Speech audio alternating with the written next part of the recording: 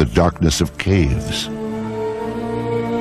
The walls of these primitive dwellings were often painted with figures of hunters and the animals they hoped to snare.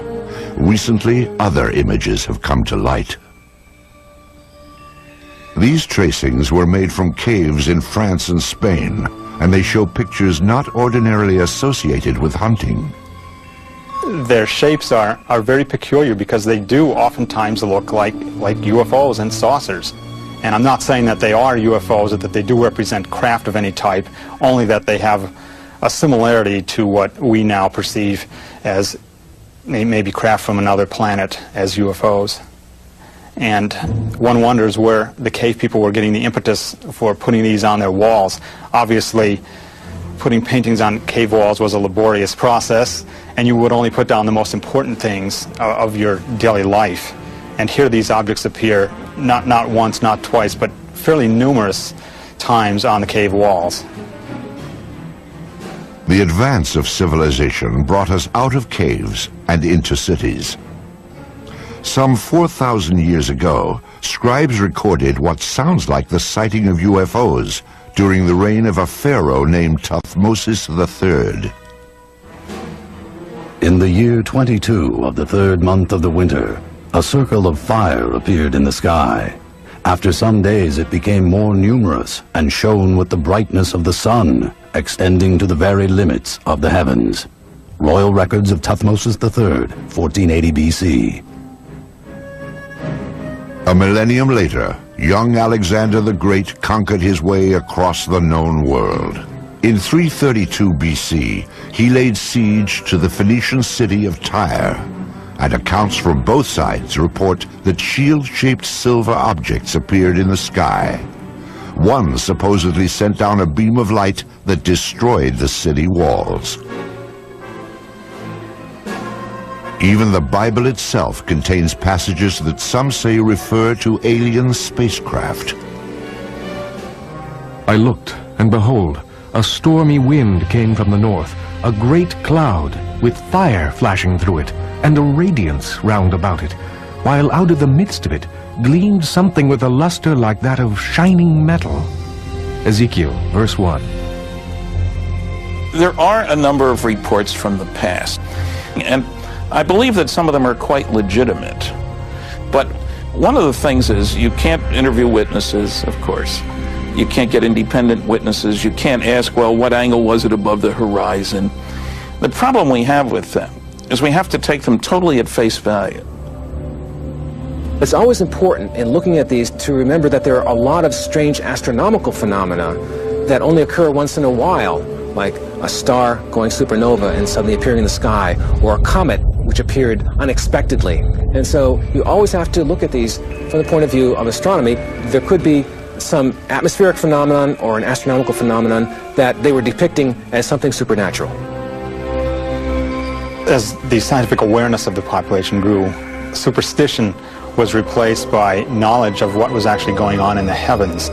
However, when an object would fly across the sky and stop, or hover, or seemingly descend to the ground, or maybe exhibit many different color changes or change shape or what have you, then even those people knew that they were looking at something out of the ordinary. The residents of Nuremberg, Germany, had just such an experience on April 4th, 1561. On that day, the skies above the city filled with a chaotic array of tube-shaped objects and balls of light. Eyewitnesses called it a frightful spectacle. Chronicles of the time also report extraordinary displays over Basel, Switzerland, during the summer of 1566. These events were depicted in primitive woodcuts made by eyewitnesses. However, it was the talented master artists that have left us the most fascinating images. In 1998, an Italian writer named Daniela Giordano earned an award for her landmark study of the enigmatic flying objects depicted by Renaissance artists. She discovered that not only did the artist have these objects in the picture, but he also had people looking at these objects and shielding their eyes as though the people were actually noting with amazement that something unusual was in the sky. It's unknown why the object's there, but it does appear, and it looks like a UFO. This apparently traditional religious work is known as the Madonna and Saint Giovanni. Here too, a witness to the flying object is placed unobtrusively, yet unmistakably, in the background. And it's very obvious that this person's attention is directed to the flying object. And the artist obviously wanted viewers of the painting to see that not only is there the Madonna in the painting, but that there's also an object in the background. Curious airborne craft show up in other media as well. These tapestries from the 1500s depict the life of the Virgin Mary. Lurking in the background is the familiar shape of a 1950s-style UFO.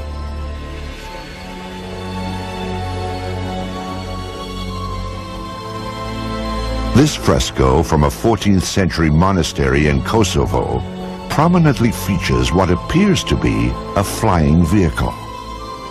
On this French coin, minted in 1680, a ray of light beams down from a colossal wheel-shaped object.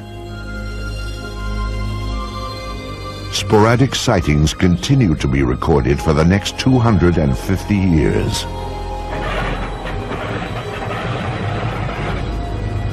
In the 1940s, World War II pilots joined the long list of UFO eyewitnesses.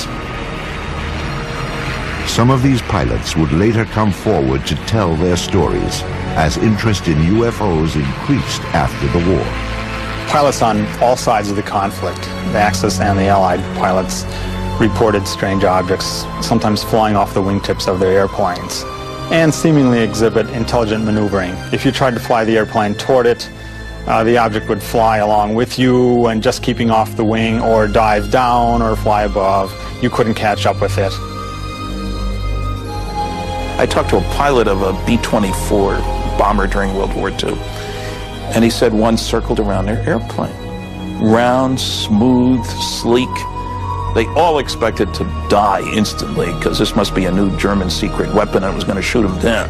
We sure don't have anything that looks like that and flies like that. I have one account where they actually fired out and they seemingly went through it. They didn't damage the object at all. Allied pilots thought they were secret weapons of the Germans. Germans thought they were secret weapons of the Allies, England and America, and they were even seen in the Pacific theater. However, after the war, it became clear that neither the Allies nor the Axis had produced these super aircraft. Someone else had. And they did exhibit maneuvering that, again, was much like the types of objects that were seen immediately after the war ended and called flying saucers at that time.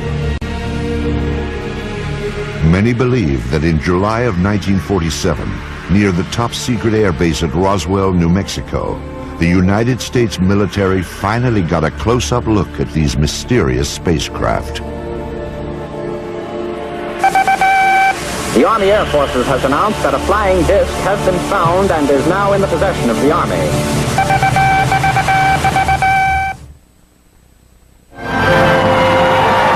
In the fall of 1945, American boys came home to a hard-earned welcome. They had faced unspeakable horrors. Now they would head for suburbia and get started on the baby boom. At the same time, another new era was dawning. The age of flying saucers. The enigmatic spacecraft that had appeared from time to time through the centuries would now take center stage. The age of innocence was over. The wave of modern UFO sightings began simply, with no photos, no radar returns, and no physical evidence. Just a story told by one man at the right time in history. Kenneth Arnold was a 32-year-old successful businessman on the summer day that his sighting took place. He sold firefighting equipment and flew his own light plane. On Tuesday, June 24th, 1947, Arnold was flying toward Mount Rainier above the Cascade Mountains of Washington State. The air was smooth and clear as he reached 9,200 feet and noticed a bright flash. To the left and north of Mount Rainier, Arnold saw what he described as 9 unusual aircraft flying at over 1,200 miles per hour. As they passed the mountain, the objects were outlined against the snow. They traveled in a V formation and skittered across the sky in such a way that Arnold said they resembled a saucer skipping across water. Arnold first told his story upon landing at the Yakima, Washington airport. He sketched a series of diagrams to illustrate what he had seen. What he drew was shaped like a crescent, 50 feet long and only 3 feet thick. It had a rounded point in the rear. When seen edge on, he reported, it looked like a black line. It wasn't long before the story of Arnold's sighting startled the world. The newspapers quickly coined a name for Arnold's skipping discs. The name was Flying Saucers. Kenneth Arnold was soon to enjoy a celebrity status. The author of a book and the subject of magazine cover stories, he was looked upon as a combination of space-age visionary and screwball eccentric. The press would anoint him the man who started it all. In the days and weeks after Arnold's landmark flight, flying saucers became big news. Sightings were reported across the country. Indeed, at that time, more people knew about flying saucers than about the Marshall Plan for the post-war reconstruction of Europe. But one incident above all established flying saucers in the public mind. Roswell, New Mexico lies deep in the empty expanse of the American Southwest. Today, its very name conjures up memories of a supposed UFO crash and government cover-up. It is remembered as the Roswell Incident. In the summer of 1947, the Army airfield in Roswell was home to the elite 509th Bomb Group. During World War II, the B-29s that carried atom bombs to Hiroshima and Nagasaki had originated here, and so would an event that gave substance to the belief in flying saucers. Headline edition, July 8, 1947. The Army Air Forces has announced that a flying disc has been found and is now in the possession of the Army. Army officers say the missile, found sometime last week, has been inspected at Roswell, New Mexico, and sent to Wright Field, Ohio, for further inspection. Walter Hott was Public Information Officer of the 509th Bomb Group. He was the official instructed to dispatch press releases to the radio station and newspapers in Roswell. The story fed the imagination of the country, but has been the source of controversy ever since. The press release that I received stated that we had in our possession parts of a crashed flying disc. The material was found on a ranch north of Roswell. Then the story abruptly changed. General Roger Ramey took command of the Roswell situation and issued a new statement. It wasn't a flying disc after all. To me, I think it was one of the slickest cover-ups by admitting that we had the material, and then a higher authority says, no, you don't. Flying saucer or weather balloon? Both Air Force stories couldn't be true. One fact was undisputed. Something had crashed at Roswell. A rancher named Mac Brazel discovered the metallic debris in this isolated rangeland outside of town. The wreckage was strewn over more than half a mile, and Brazel alerted the base, assuming a military plane had crashed. Jesse Marcel Jr. recalls that his father, the intelligence officer at the Roswell Army Airfield, had been dispatched to the debris site to determine what had crashed there. The night that my dad came home, he was very excited. He woke my mother and myself up and said he wanted to show us something very strange. And as I recall, he said this was parts of a flying saucer. I was 11, almost 12 at the time, and I had seen pieces of an airplane and weather balloons and things like that, but this was not like anything that I'd ever seen before. And the most intriguing portion of the debris that I recall seeing was what appeared to be I-beams. When I looked at this with the light reflecting on it, I noticed what appeared to be some symbols or writing along the inner surface of this I-beam. And the implication was this was something that came from some other planetary system. Author Kevin Randle researched the Roswell incident and learned more about the debris Major Marcel had collected. You have something called metal foil, been described by various people as like tin foil or lead foil. You wad it up into a ball, you drop it on the table, it unfolds itself and there's no sign of a crease.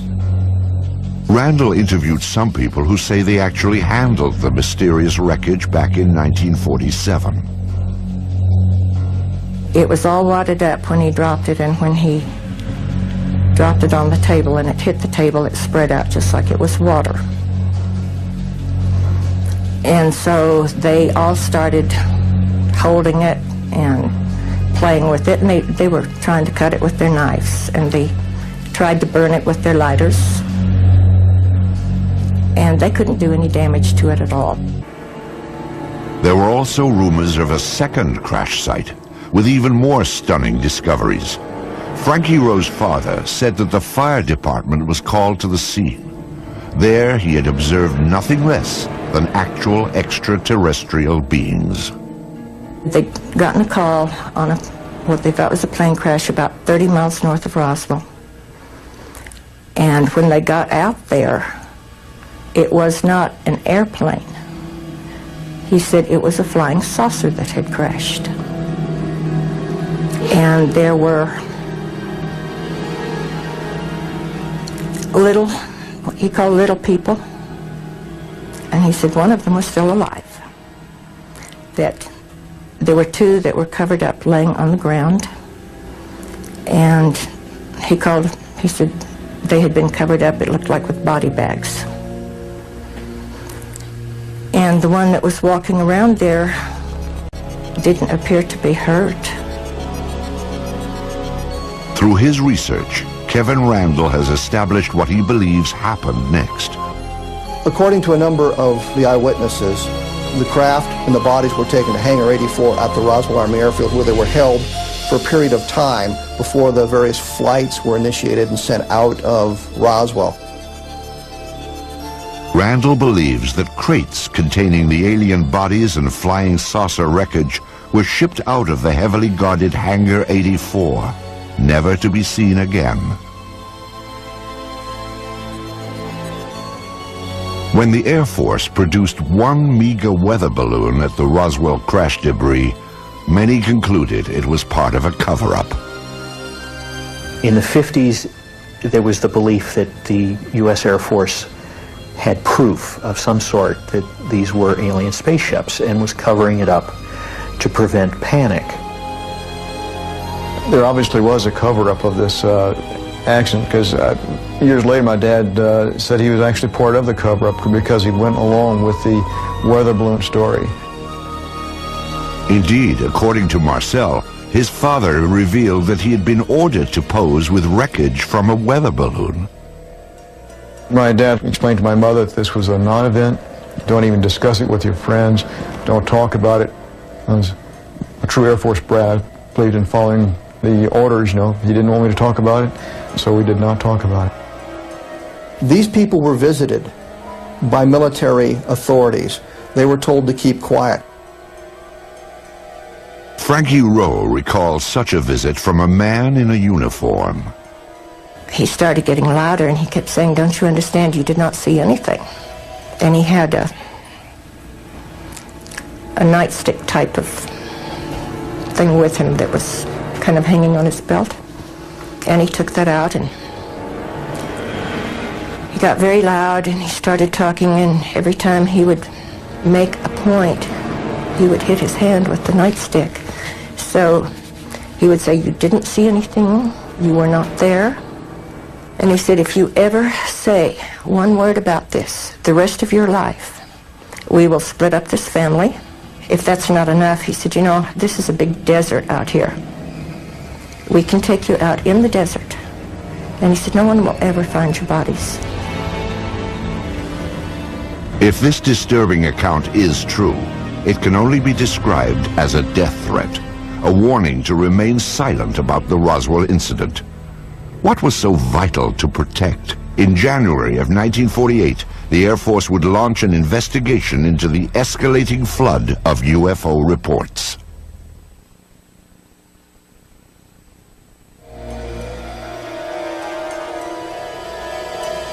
Something crashed at Roswell, New Mexico. But whether the object that fell from the sky in July of 1947 originated here on Earth or somewhere in outer space has been hotly debated for more than a half-century. Perhaps it truly was a weather balloon, as the Air Force insists. If so, that would deflate one of the seminal events in the history of UFOs. However, if the object was in fact extraterrestrial, the issue then becomes, what business did it have at Roswell? At the time of the Roswell crash, New Mexico was host to the most advanced military and scientific experiments on the face of the planet.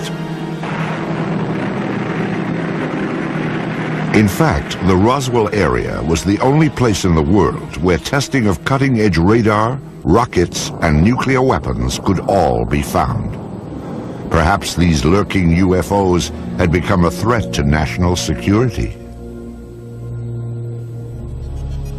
The Air Force quietly began investigating the rash of post-war sightings in January of 1948. This inquiry was codenamed Project Sign, and by October, it would reach a truly stunning conclusion. Project Sign wrote a final report called The Estimate of the Situation, which concluded that UFOs were interplanetary vehicles. You can imagine that this didn't go over well at the Pentagon. The government could not have the idea of UFOs as interplanetary spacecraft coming out when they've been trying to cover up the Roswell crash. It went all the way to the Chief of Staff of the Air Force, who said, I don't find this document particularly persuasive. He batted it back down and fired practically everybody in Project Sign. The people who were left at Project Sign could read the handwriting on the wall. If you said they were extraterrestrial, you lost your job. Your career was over.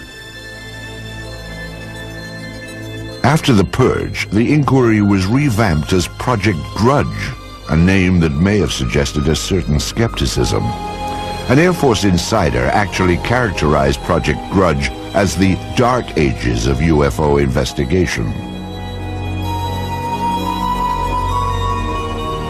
In August of 1951, this V-shaped pattern of objects appeared over Texas and became known as the Lubbock Lights. Grudge said it was a flock of birds reflecting the glow of the city. This film was submitted from Great Falls, Montana in 1950. It depicts bright white dots moving behind the smokestacks of a grain mill. The photographer described the objects as shiny, bright, and metallic, like polished silver. Project Grudge concluded that they were F-94 Air Force interceptors landing nearby. After 3 years of debunking UFO reports, Grudge was reorganized into the supposedly more objective Project Blue Book. Blue Book became the focus for public attention and press attention. But it was never scientific, it was never comprehensive. They didn't have radar, they didn't have computers, they didn't have people ready to go up, in aircraft with instruments to monitor UFO sightings. Typically, an officer, a sergeant, several secretaries, their job was primarily to try to tell us that there was nothing to flying saucers. Major Hector Quintanilla Jr. became Blue Book Director in 1963. The objectives of the program are twofold. They're the same as they have been since 1953 when the regulation was written. First of all, to try to determine if the UFO phenomena presents a threat to the security of the United States. And second, to determine if the UFO phenomena exhibits any technological advances which could be channeled into research and development. Many of the UFO reports were easily explainable as atmospheric anomalies, like this saucer-shaped lenticular cloud formation. The man who shot this film, a Navy officer and aerial photographer, claimed he saw these objects up close before getting out his camera. He said they were disc-shaped and gunmetal colored. Blue Book determined they were high-flying birds. Astronomer J. Allen Hynek, a Blue Book consultant for its entire 16-year run, had this assessment of the project. Quote, "When Major Quintanilla came in, the flag of the utter nonsense school was flying at its highest." Blue Book's most notorious nonsense came in March of 1966, when it dismissed a wave of credible sightings, including many by policemen, as swamp gas. In December of 1969, the Air Force closed down Project Blue Book and washed its hands of UFOs. Few scientists were willing to approach the subject.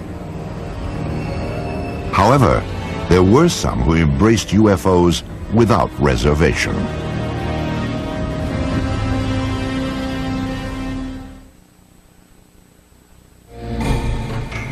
During the 1950s, the Air Force stood by its finding in the Roswell case. The crash was nothing more than a weather balloon. But newsreels show a public that continue to watch the skies, hoping to glimpse a spacecraft. Suddenly, people from coast to coast began seeing UFOs. What followed was a popular movement that embraced flying saucers and the spacemen who flew them. Ready or not, the flying saucers were coming. Within a matter of several days, I will myself make what might be called a flying saucer, although I don't choose to call it that because it may not respond to our controls.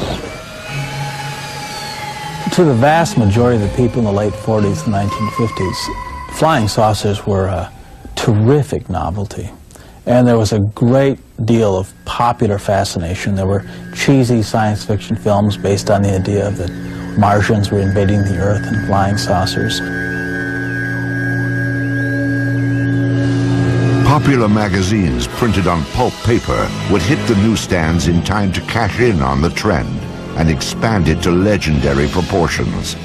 The man behind those flying saucer legends was publisher Raymond Palmer. Palmer was a man who in his youth had been severely injured, and so he was crippled up, and he was what you would call a hunchback, I guess. He had the instincts of a carnival barker. He liked to put something over on you.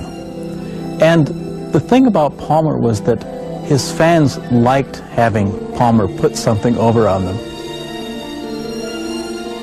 It was Palmer's Fate magazine, later called Flying Saucers magazine, which helped spread the idea of UFOs in the 1950s. Spacecraft from around the universe played across these colorful pages. It was here that the UFO was finally identified.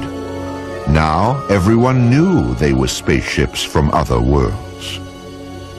What followed was a craze in the 1950s known as the contactee movement. Contactees were people who said that they had made contact with space people. I was aboard a flying saucer in the Nevada desert on 11 different occasions. I was taken into this monstrous saucer by one of the men and confronted with a lady captain.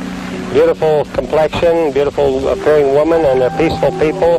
They mean no harm to us. They come down here to investigate what's going on Earth, and they certainly convinced me that they're peaceful, and they come from another planet they call Clarion.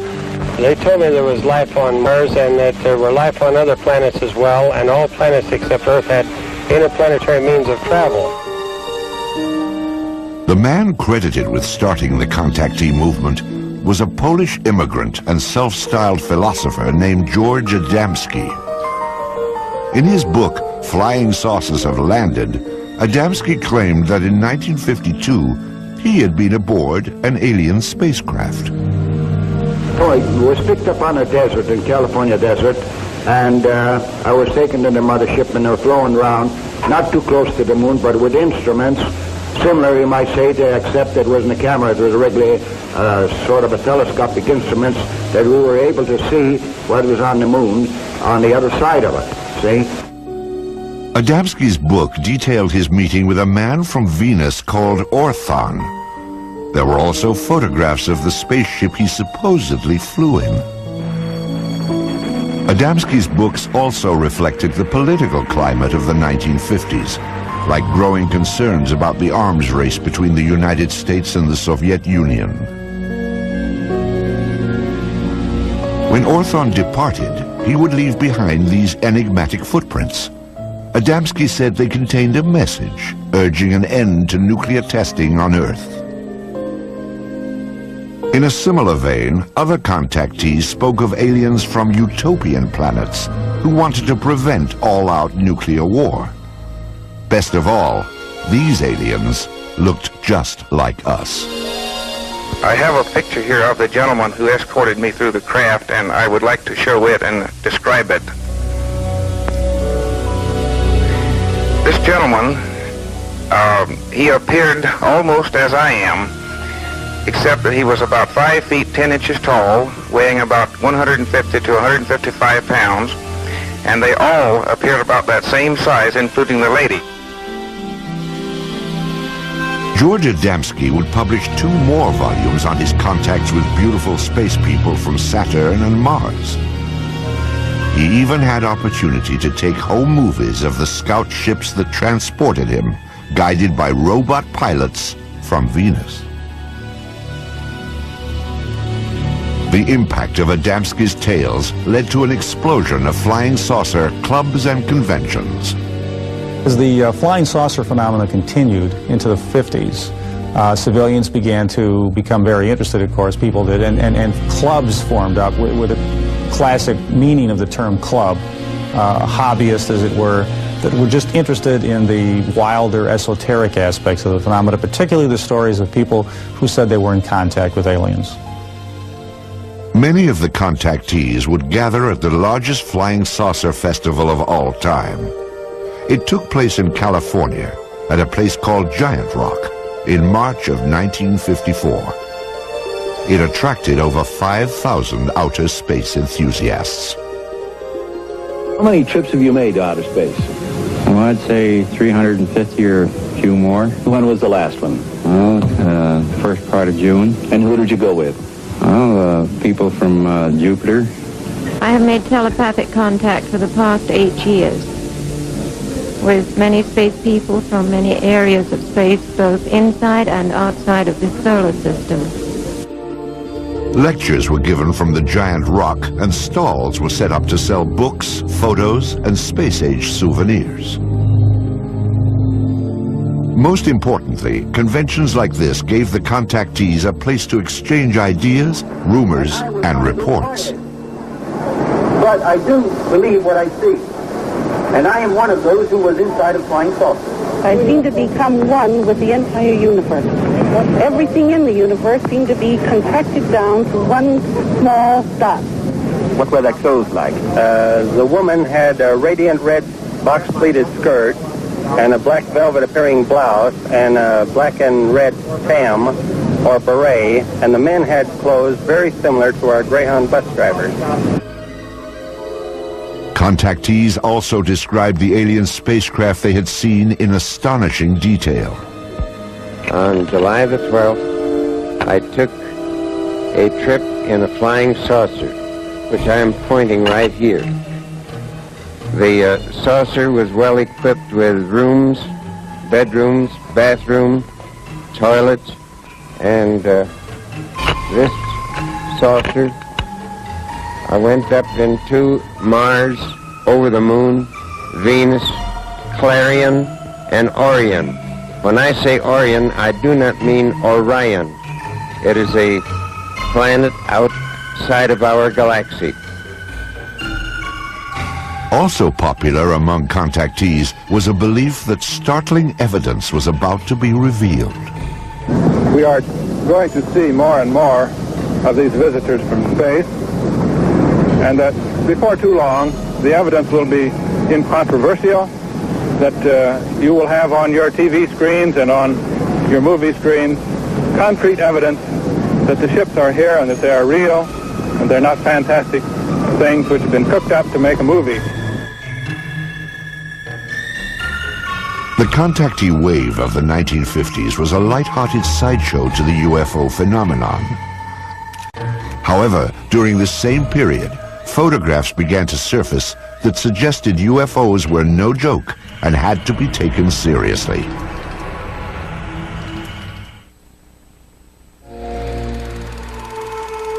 They are round, they are cigar-shaped, and they are cylindrical. Some appear to be sleek and smooth, as if made of stainless steel, while others appear bolted together from some alien cast iron. At night, they are described as having flashing lights. They appear without warning, streak across the sky, and disappear. Many UFO films and photographs have been identified as natural phenomenon or hoaxes. But some UFOs appear in photos when we least expect them and defy explanation.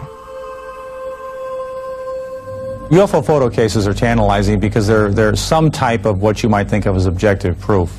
The UFO phenomenon is ephemeral, and normally all we have are reports of witnesses on a piece of paper on a tape recorder. But with photos, you think you have something physical. Indeed, photos offer some of the most convincing evidence that extraterrestrial aircraft may be real. This series of photos remains among the most compelling examples of what ufologists call a daylight disk. The photographs were taken on July 29, 1952 by George Stock, outside of his lawnmower shop in Passaic, New Jersey. Stock reported that as he was working outside at 4:30 p.m., he looked up to see something unusual flying overhead. Using an inexpensive box reflex camera, he snapped pictures of what he described as a disc-shaped object with a metallic bottom. It hovered momentarily, then accelerated and flew away. All that remains of this astonishing daytime visitation are a few pictures. But are photos reliable evidence for UFOs? Dr. Bruce Maccabee is an optical physicist employed by the United States Navy. His official research involves high-energy space lasers, but his interest also lies in the detailed analysis of UFO photographs. Of particular interest to Dr. Maccabee are photos which show no evidence of a hoax or misidentification and cannot be otherwise explained. One such case began at a farm in rural Oregon in 1950. These are two photos taken by a farmer and his wife in 1950 in McMinnville, Oregon. Here's the first photo and here's the second, and we'll get a little bit of a blow-up on these. Using image enhancement equipment, Maccabee brings into focus the startling photographs that were taken in the early evening with a simple camera. You can see that it's an oval object with a little thing on the top, like a little protrusion at the top of it. This is obviously a hoax of the real thing. There's no halfway point. You can see the image clearly enough to see that it's not a bird or plane or Superman. So the next question is, what could it be? And if we go back over here, we can see that there are electrical wires right up above the object, looking again at the blow-up. And now the question is there any evidence of a suspension underneath the wires? A contrast-enhanced version of the Oregon photo reveals minute scratches that Maccabee must distinguish from a string or line that might have been attached to the object to suspend it for a hoax. No one has found any evidence of a line going up above the object.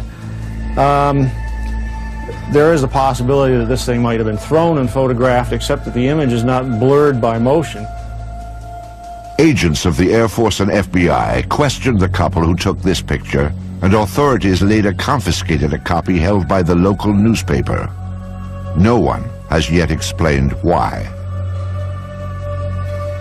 This photograph is another of the more credible UFO pictures ever taken. It was snapped in Brazil by a government survey team in 1958. A Brazilian naval photographer on a ship was there with the rest of the men when they saw an object shaped like Saturn, in other words, an object with a ring around it, flying toward an island that they were near, Trinidad Island, flying around the island and then taking off in the distance.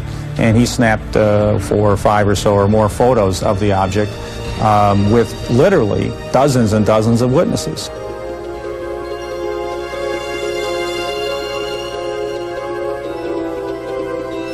The sighting lasted nearly 2 minutes. First, the object was reported to have approached the island, then it disappeared behind a mountain.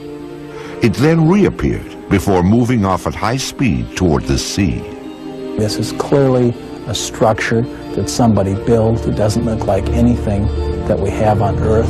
There were all these witnesses who saw the picture being taken. For these reasons, the photographs are unusually evidential and have to figure in any kind of case for the reality of UFOs as somebody's technology. Because this is a multiple witness case done by scientists and a professional photographer, and it has many photographs, it probably has to be taken seriously as the #1 photographic case in UFO history. Soon after the photos were taken, Brazil's president, Juscelino Kubitschek, ordered them released to the press. His action stands in stark contrast to the apparent secrecy of official UFO inquiries in the United States, beginning with the Roswell incident in 1947. Even today, requests for government records are routinely refused. Documents that are released are often censored to the point of uselessness. Perhaps it is no surprise that many suspect a government cover-up and conclude that unidentified flying objects may indeed originate somewhere other than Earth.